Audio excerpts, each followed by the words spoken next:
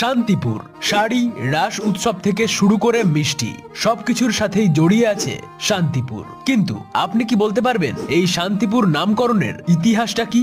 বলছি। জনশ্রুতি অনুযায়ী এই শান্তিপুর নামটি এসেছে এক মুনি বা ঋষির নাম থেকে।